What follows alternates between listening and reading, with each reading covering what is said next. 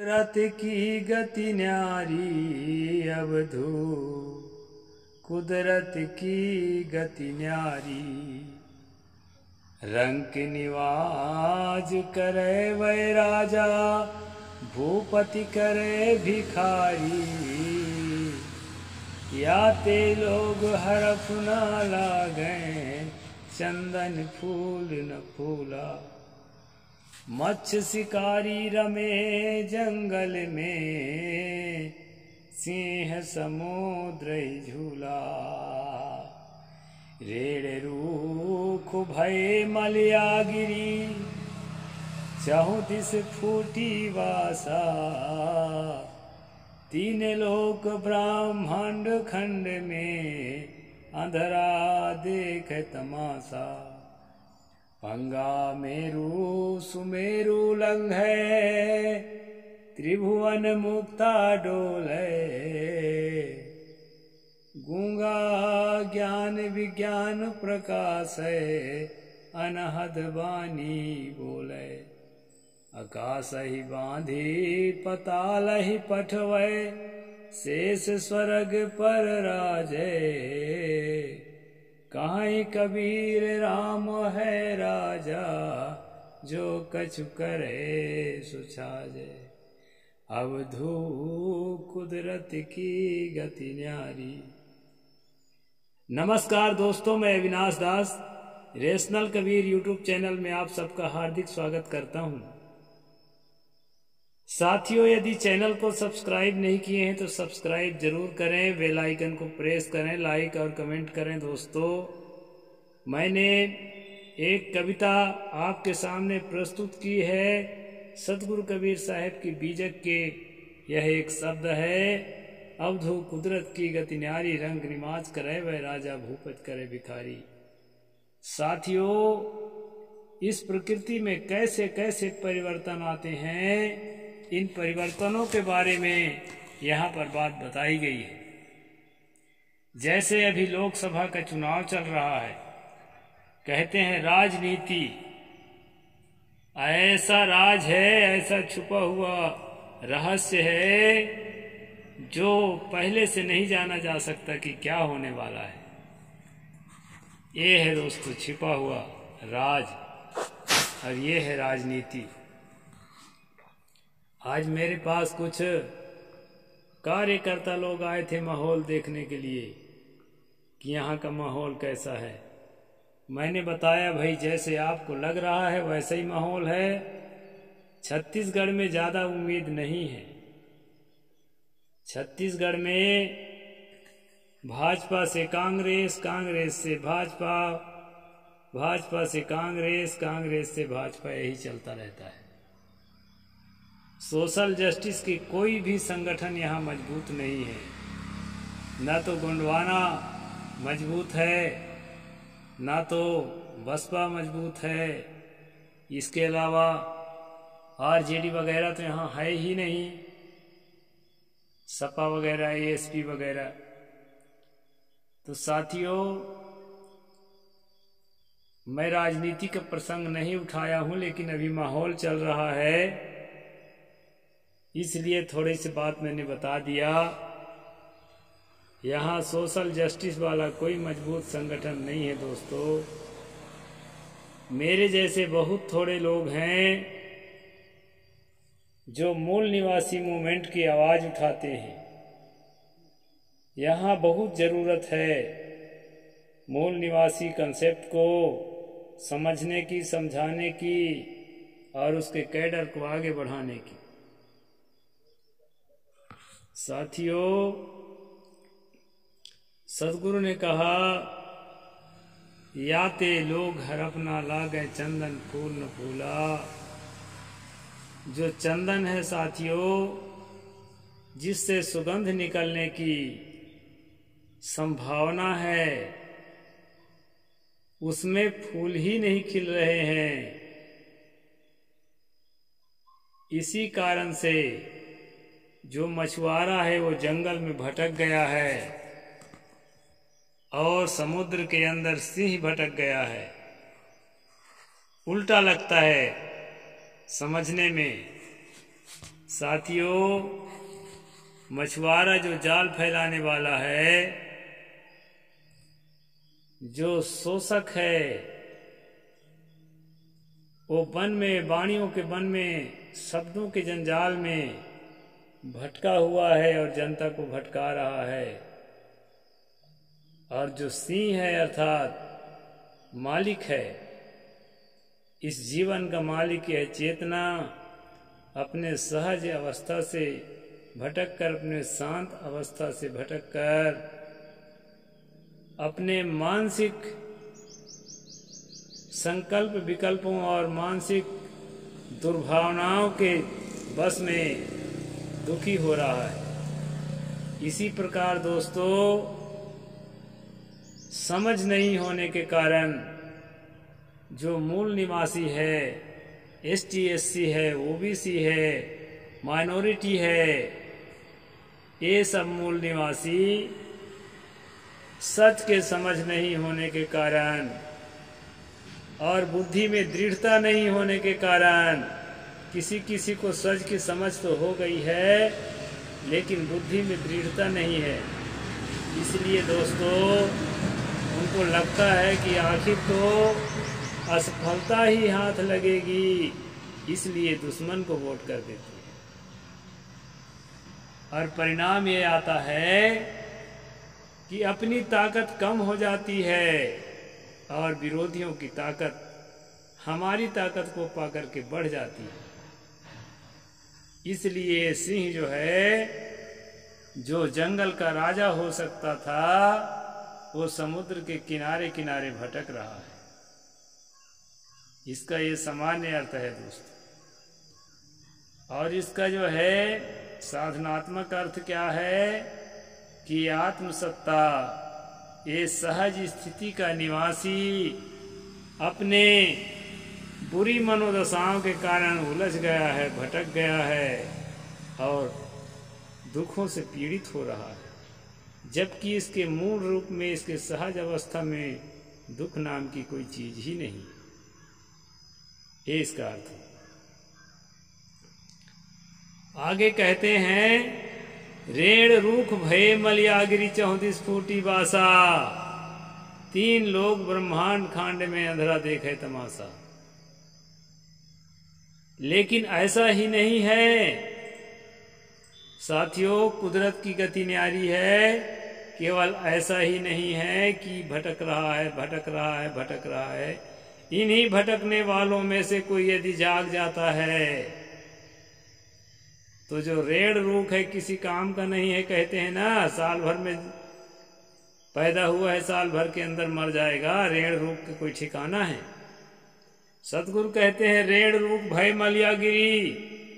ये जो रेड़ रूख है ना, ये मलयागिरी के तो समान सुगंध फैलाने वाला हो गया और चारों दिशा में उसकी सुगंधी फैलने लगी है।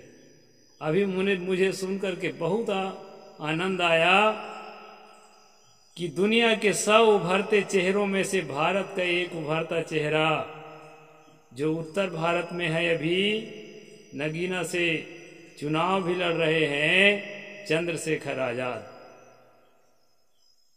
तो साथियों, रेड़ रूख भय मलयागिरी, एक प्राइमरी टीचर का बेटा पूरा देश में चर्चा का विषय बन गया।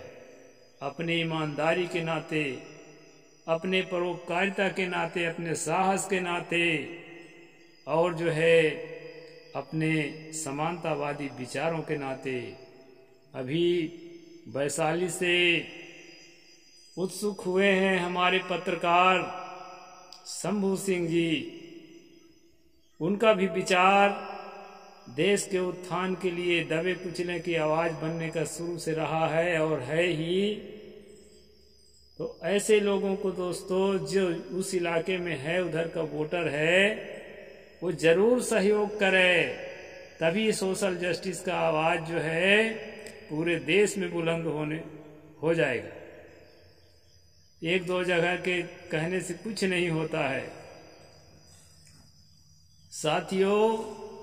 इसका साधनात्मक अर्थ ये है, रेड़ रूख भय न मलयागिरी, जिसमें कोई संभावना नहीं थी, जो दुखों में डूबा हुआ था, और जो हर समय कुंठित मानसिकता का कुंठा से घिरा हुआ बंधा हुआ था, ऐसे व्यक्ति को यदि सच्चा ज्ञान मिल जाए, सतगुरु का पारख ज्ञान मिल जाए कि ऐ जीव, तेरे ऊपर कोई ईश्वर परमात्मा नहीं है, तू स्वयं ही सर्वसमर्थ है, अपने जीवन के लिए सर्वसमर्थ है, पूरी दुनिया के लिए नहीं। सब चीज की अपनी सीमा होती है, तुम्हारी भी अपनी सीमा है। निस्सीम निराकार निर्गुण परमात्मा का जो प्रोपेगंडा फैलाया गया है वो 100% झूठ है दोस्तों। ना कोई निर्गुण निराकार सर्वव्यापक परमात्मा है और ना कोई था और ना कोई रहेगा। इस संसार में विविधता है और हर वस्तुओं का अपना अपना अस्तित्व है, अपनी अपनी पहचान है और हर अस्तित्व जो है अपने आप में स्वतंत्र है। ऐ चेतन, तू भी अपने आप में स्वतंत्र है, अपनी स्वतंत्रता को पहचान। ऐसा जब किसी गुरु का ज्ञान मिला तो वो जो किसी काम का नहीं लग रहा था, कुंठाओं में फंसा हुआ था, अपने मन में बंधा हुआ था, पूरी तरह से असहज और उलझा हुआ था, वह व्यक्ति जाग गया। जाग करके और ज्ञान के प्रकाश में आ गया, अपने ज्ञान के आलोक में आकर के इतना प्रसन्न हुआ कि देखने वालों को अचरज हो गया कि ये सैडनेस में डूबा हुआ आदमी दिन रात जो है दुखी था, पीड़ित था, ये इतना खुश कैसे हो गया, ये सहज अवस्था में कैसे आ गया। संतों की कृपा, गुरु की कृपा, इसी को कहते हैं दोस्तों। शब्दों का प्रभाव, शब्द है मारा गिर पड़ा, शब्द है छोड़ा राज, जिन जिन शब्द विवेक किया तिनका सरिगा काज। शब्दों के प्रभाव से यह जीव जाग जाता है तो क्या होता है, रेण रूख भय मलयागिरी 34 फूटी वासा, और 3 लोग ब्रह्मांड खंड में अंधेरा देखे तमाशा। जो अपने आप को अंधा समझ बैठा था, अरे क्या होगा दुनिया में, कुछ नहीं है, ऐसा तो हो ही नहीं सकता है, ऐसा जो सोच रहा था वह भी उस व्यक्ति को जब देखा, उस जागे हुए व्यक्ति को जो अपने आप को अंधा समझ बैठा था, तो उसको अचरज हुआ। 3 लोग ब्रह्मांड खंड में अंधेरा देखे तमाशा, पंगा मेरु सुमेरु उलंघ है, त्रिभुवन मुक्ता डोल है। जब समझ हो जाती है, जब साहस बढ़ता है, जब उत्साह बढ़ता है, जब धैर्य बढ़ता है, तब दोस्तों अपने मजबूत मनोबल को लेकर के व्यक्ति पहाड़ सा लगने वाला काम को, जैसे देखो ना पहाड़ को तोड़ करके दशरथ माझी ने सड़क बना दिया था। आज भी दशरथ माझी का नाम बिहार और भारत, बिहार के बाहर भारत के अन्य प्रांतों में भी नाम उसका चलता है। तो जो जिसको पंगा समझ रखे हैं, जिसको किसी काम का नहीं है समझते हैं, साथियों राजनीतिक क्षेत्र में भी मैं बताता हूं, ऐसे लोगों को बल दीजिए, ऐसे लोग जो है ऊपर उठेंगे। और अगर बल नहीं देते हैं तो पहले से जो ऊपर उठा हुआ आदमी है वह जो है उसमें शोषण की प्रवृत्ति जाग जाती है और शोषकों के साथ ही वो मिल जाता है, या नहीं मिलता है तो अपनी ताकत से शोषण का धंधा करने लगता है। सब कोई बाबा साहेब थोड़े हो जाते हैं कि शक्तिशाली होने के बाद भी शोषित वंचितों के लिए काम करें। सब में चीज नहीं जागती है। इसलिए दोस्तों हमेशा परिवर्तन करते रहें, नए चेहरा को आगे बढ़ाते रहें, तो नई उमंग में, नई तरंग में बढ़िया काम करेगा। और जब देखेंगे कि शोषण नहीं करने वालों का, ईमानदार लोगों का समाज में अच्छा आदर है, तो जो लोग शोषण की प्रवृत्ति जिसमें जागी है वो भी सोचेगा नहीं भाई मुझे वापस लौटना चाहिए और मानवता के फील्ड में काम करना चाहिए। शोषितों के, वंचितों के, दबे कुचले लोगों के मुझे आवाज बनकर ऊपर आना चाहिए, ऐसा वो भी सोचेगा। दोस्तों इसलिए सतगुरु कबीर साहिब ने कहा कि पंगा मेरु सुमेरु उलंग है, त्रिभुवन मुक्ता डोल है, और गूंगा ज्ञान विज्ञान प्रकाश है, अनहद बानी बोले।